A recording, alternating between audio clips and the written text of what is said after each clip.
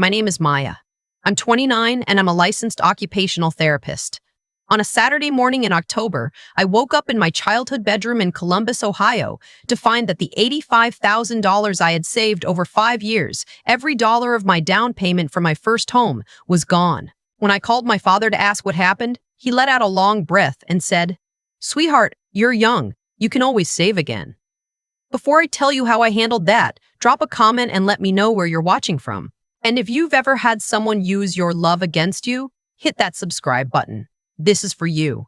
Here's what you need to understand about my father, Dennis. He was the kind of man who could make you feel, in the span of a single conversation, that you were the most important person in the world. Warm handshake, big laugh. Always the first one to offer to pick up a tab he had no intention of paying. He coached my soccer team when I was 8. He gave the most beautiful toast at my aunt's wedding. People who met him once remembered him for years. People who lived with him learned to hide their wallets. My mother, Carol, was softer. She wasn't a schemer the way he was. She was more like a loyal passenger who never once looked out the window to check where the car was going. She believed everything he told her, and she repeated it to me and my younger brother, Tyler, with the full sincerity of someone who had no idea she was delivering someone else's lies. I grew up understanding money the way you understand weather in a city with no forecast. It just appeared and disappeared without explanation. I remember being 14 and finding a notice on the kitchen table, a second mortgage my father had taken out on our house without telling anyone. I asked my mother about it. She folded it in half, put it in a drawer, and said Dad had it handled. He did not have it handled. We moved 18 months later when the bank came calling. By the time I left for Ohio State on a partial scholarship, I had learned one thing more clearly than anything else in my life. I was the only person responsible for my future. No one was coming to save me. I worked as a waitress through my undergrad, took out only the loans I absolutely needed, and finished my graduate program in occupational therapy with a job already lined up. I moved into a studio apartment in Dublin, a suburb outside Columbus, and I started the work. 5 years. That's how long it took me. 5 years of brown bag lunches, used furniture, Friday nights in instead of out, a car I bought with cash that I drove until the air conditioning gave out and then kept driving anyway. 5 years of automatic transfers into a high-yield savings account I never touched, watching the number grow the way you'd watch something fragile and precious, carefully, from a distance, afraid to breathe wrong. By September, that account held $85,000. My realtor had already sent me 3 listings. I had a pre-approval letter sitting in my email. I had a closing date circled on my calendar for November 15th. I was 37 days away from owning my first home. My parents knew about the down payment. I had made the mistake, 2 years earlier, of mentioning it during a phone call with my mother. Back when things between us were still cordial and I was still allowing myself to believe they were changing. My mother had cried. She said she was so proud. My father got on the phone and told me I was the smartest kid he'd ever raised.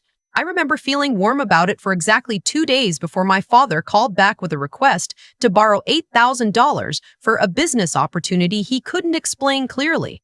I said no. The warmth evaporated. The calls became less frequent after that. So when my mother texted in late September saying Tyler was coming home for a long weekend and she was making his favorite dinner, and would I please just come, I almost didn't go. I sat with my phone in my hand for a long time. It was my brother who tipped the scale. He called me separately and said, "Honestly, Maya, I miss you. Just come eat Mom's lasagna with me. We don't have to make it a whole thing." I went. I told myself it was for Tyler. The house was the first thing that unsettled me. They had moved again since I'd last visited.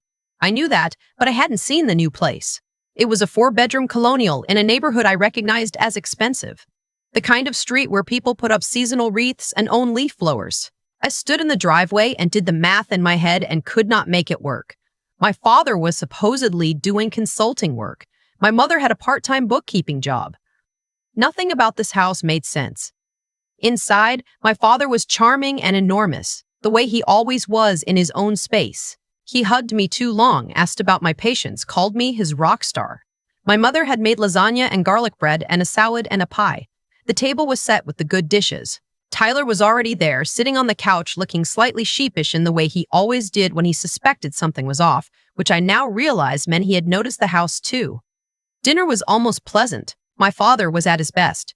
Funny stories, no mentions of money, genuine seeming interest in my life. My mother refilled my wine glass twice. There was a moment, somewhere between the lasagna and the pie, when I thought maybe I had been too rigid. Maybe people did change.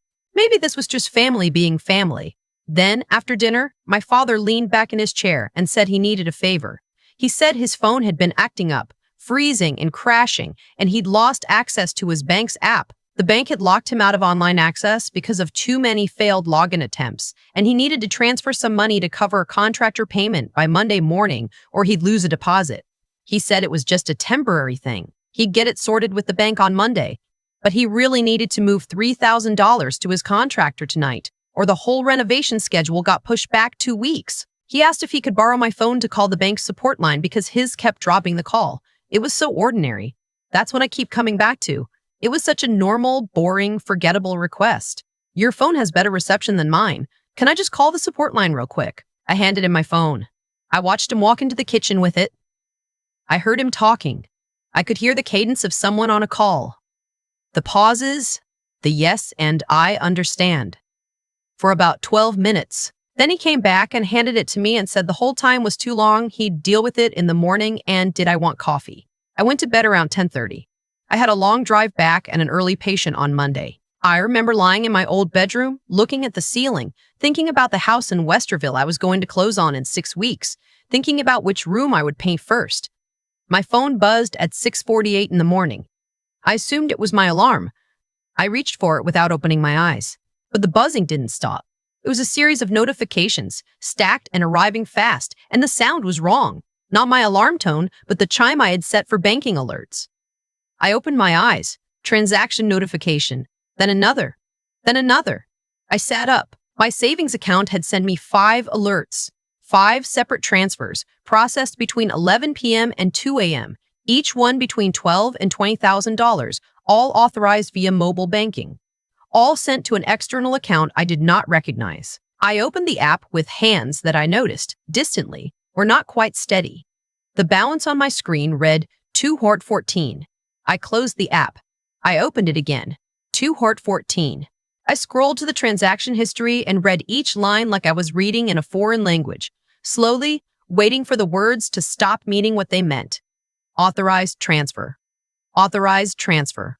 Authorized transfer. Authorized transfer. Authorized. My first thought was that my phone had been compromised, that some stranger had gotten into my account, that this was a phishing attack or a data breach, something faceless and external that could be disputed and reversed. I called the bank's fraud line and sat on hold for 11 minutes. When a representative answered, she was calm and patient and thorough. And everything she said dismantled that first thought completely. She told me the transfers had been authorized using my correct PIN, my correct security questions, and a confirmation code sent to my registered phone number. She told me the external account they were sent to had been added as a linked account at 11:02 p.m. the previous night, also from my phone. She told me all activity had originated from my device. I asked her the name on the receiving account. She said it was under the name Dennis. I ended the call. I sat on the edge of that childhood bed for a moment, not moving.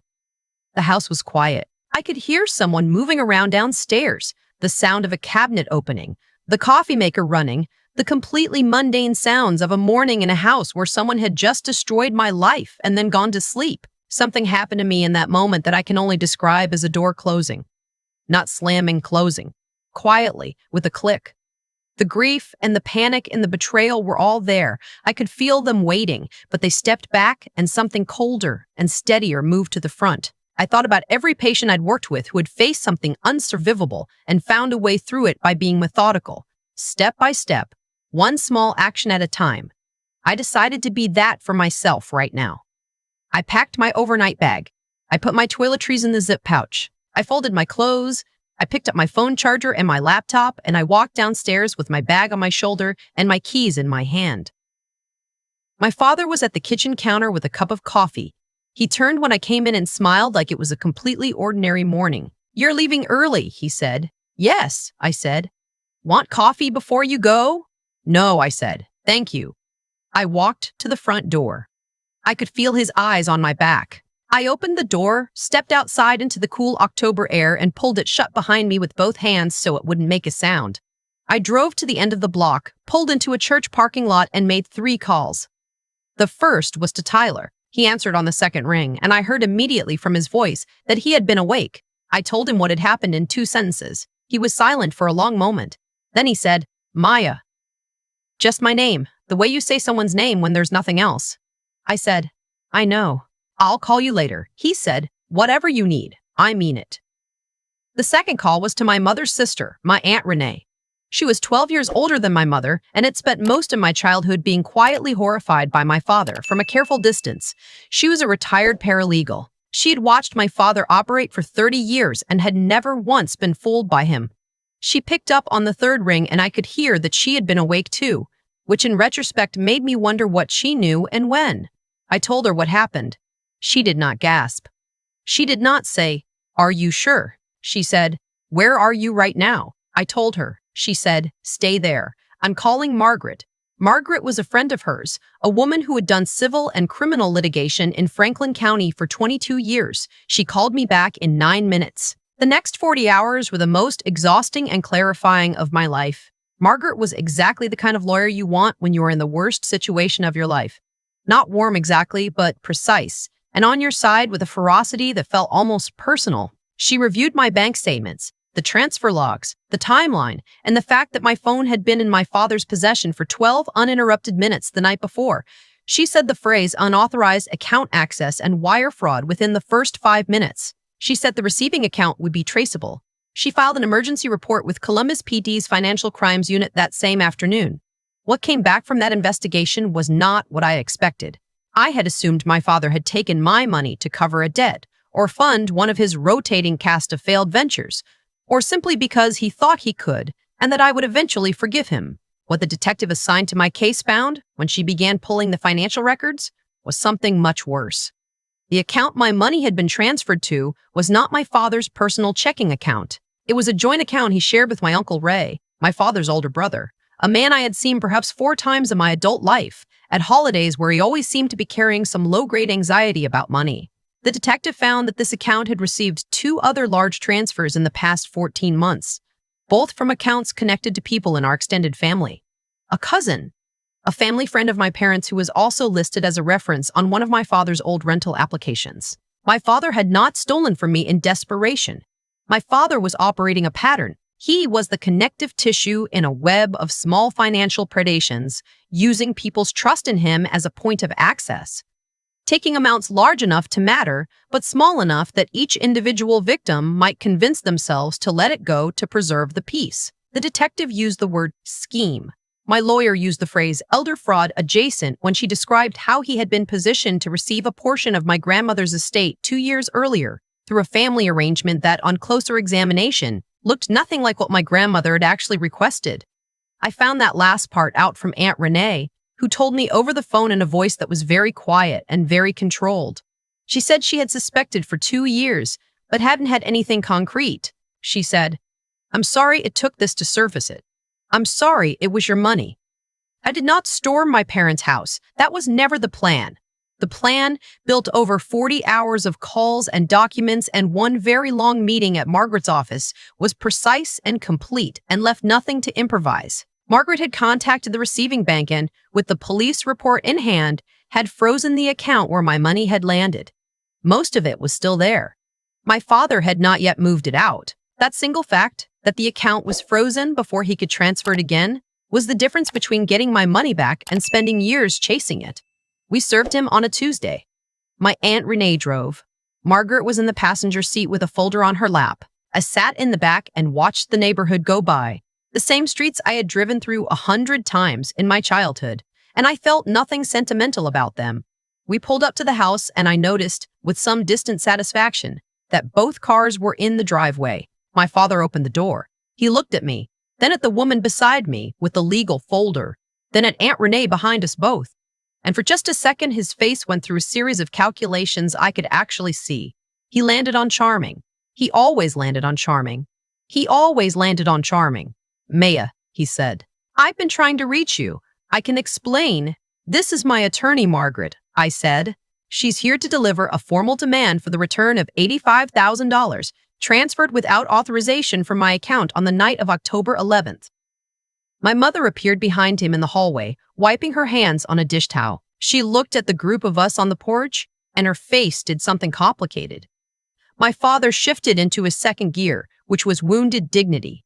He put his hand over his chest. Maya, this is family. You're going to bring lawyers to your father's door over a misunderstanding? The Franklin County Police Department's Financial Crimes Unit would like to discuss the misunderstanding, Margaret said, in a tone that closed a door. We have a report filed, a freeze on the receiving account, and documentation of the device access log from your daughter's phone. If you'd like to discuss this privately, I'd suggest doing it now and doing it honestly. My father's wounded dignity cracked around the edges. He looked at me. I looked back at him. I did not feel angry. I felt strangely calm, the way I used to feel before a difficult patient evaluation, when all the preparation was done and the only thing left was to walk in and do the work. He let us in. We stood in the living room. My mother was still in the doorway to the hallway, the dish towel in her hands, her eyes going from face to face. My father sat down heavily on the couch, which I had never seen him do. He was always performing, always moving, always commanding a room from a standing position. Sitting down like that, he looked older and much smaller. He tried several things over the next 20 minutes. He said it was a loan. He said he had meant to tell me. He said he had a plan to pay it back. He said I didn't understand the pressure he was under, the commitments he had made, the way things had gotten complicated. He said he was my father and he had sacrificed a great deal for me, and he thought I understood that family took care of each other. And then Aunt Renee said, quietly, from the chair by the window where she had been sitting without speaking, "What about your mother's estate, Dennis?" My father went very still. "Because Margaret has the probate records now," Renee said, "and the arrangement you put in place looks quite a bit different from what Mom actually wanted. I've been sitting on that for 2 years. I didn't want to believe it. I kept thinking there was an explanation."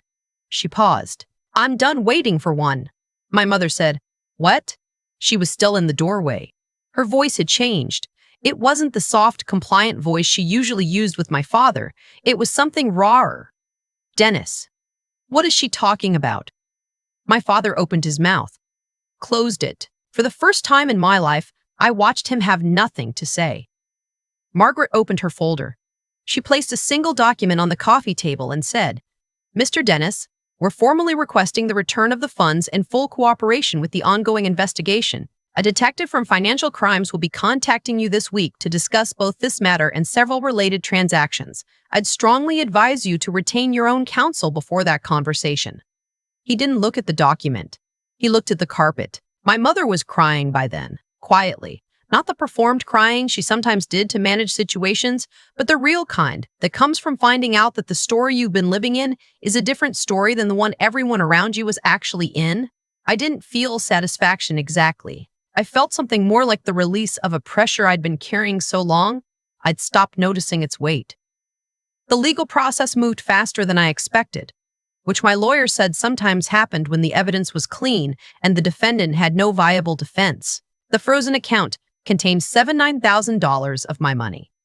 My father's attorney negotiated a restitution agreement that covered the remaining $6,000 through a structured repayment schedule. My father pled guilty to a single count of unauthorized access to a financial account. He received 3 years of probation, mandatory financial oversight, and was required to cease any role as a financial representative or advisor for any family member, a condition added specifically because of the estate situation. The estate matter was handled separately, through probate court. My grandmother's actual wishes, documented in an earlier version of her will that a different attorney had drafted, were reinstated. Renee was restored as executor. My father's portion was reduced to reflect what had already been distributed. The family did not fracture so much as it reorganized around the truth. People who had always sensed something was off but couldn't name it suddenly had a name for it. People who had genuinely not known were given the facts and left to decide what to do with them. Tyler moved out of my parents' house 2 weeks after everything went public. He's been staying with a friend and taking extra shifts while he figures out his next step. I've told him my couch is available as long as he needs it. My mother stayed. I understand that, even if I don't have the energy to engage with it right now. She called me 3 times in the month after the sentencing. The first 2 times I let it go to voicemail. The third time I picked up and I listened to what she had to say, which was mostly that she was sorry and she didn't know and she wished things were different. I told her I believed her and that I needed time. That's still where we are. About a month after the case closed, I received a letter from my father. It was handwritten, 3 pages, and I will say that it was more self-aware than I expected, less defensiveness than I had braced for, but it still bent toward justification in ways that told me he understood he'd been caught more than he understood he'd done wrong. He wrote about the pressure of providing, the fear of failure, the way things had gotten out of hand before he could stop them. He wrote, near the end, "I always believed you were strong enough to recover from anything." I think part of me counted on that. I read that sentence twice. I put the letter in an envelope, wrote "received" on the outside, and filed it away. I didn't respond. On November 22nd, 1 week later than my original closing date, I signed the papers on a 3-bedroom house in Westerville, Ohio. The down payment came from the recovered funds. The closing costs came from the emergency fund I had kept in a separate account under a different bank, the one I had never mentioned to anyone in my family, because I had learned, somewhere in the back of my mind, to always keep one account that no one knew about. The keys were handed to me at 2:14 in the afternoon. I sat in the driveway for a few minutes before going inside. Tyler had taken the afternoon off and was waiting on the front porch when I pulled up.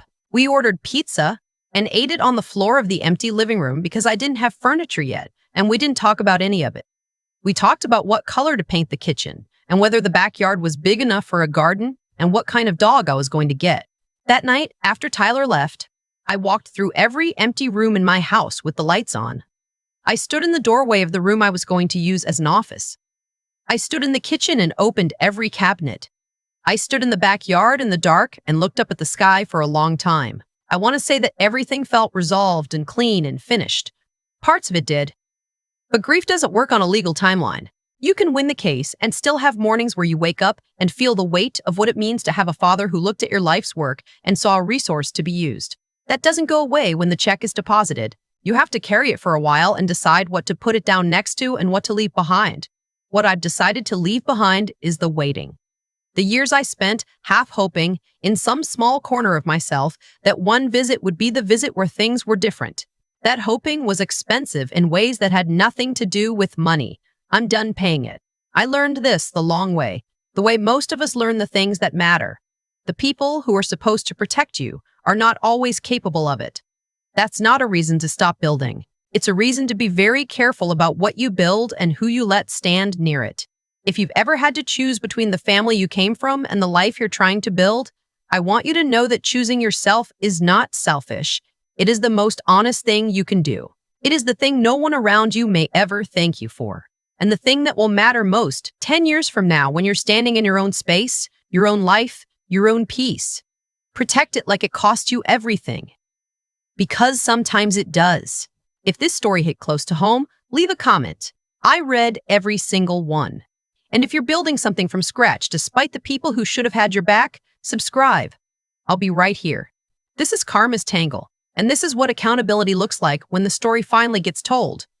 There is a version of this story where I forgive my father quickly, where I chalk it up to desperation and weakness and let the legal process be the end of it. I used to think that version made me the bigger person. I don't think that anymore. What happened to me wasn't an accident, and it wasn't a moment of weakness. It was a choice, repeated, calculated, and made easier each time, because the people around my father had always absorbed the cost, so he didn't have to. The $85,000 he took was money I had earned one shift at a time, one skipped vacation, one more year of driving a car with no air conditioning. He knew that. He had watched me build it, and he decided it was available to him anyway. That decision tells you everything about the values a person has actually chosen, regardless of the ones they perform at dinner tables and birthday parties. I think a lot about what it means to act with integrity when no one is watching. My father's actions happened at 2 a.m. in the dark, from a phone he had borrowed under false pretenses. He believed he would never be accountable for them. That belief, that you can harm someone privately and walk back into the morning like nothing happened, is what I think of when people ask me whether cutting contact was too extreme. It wasn't too extreme, it was proportional. When someone shows you the choices they make when they think there are no consequences, you owe it to yourself to believe them. What I keep returning to is this. The consequences did come, not because the universe arranged them, but because I refused to let the story end the way he wrote it. I filed the report. I hired the lawyer. I sat in that living room and let the truth be spoken out loud. That took a kind of discipline I hadn't known I had.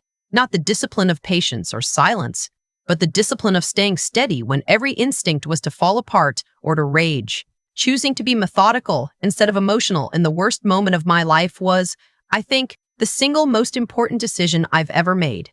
There's a version of resilience that looks like endurance. You survive, you absorb, you keep going.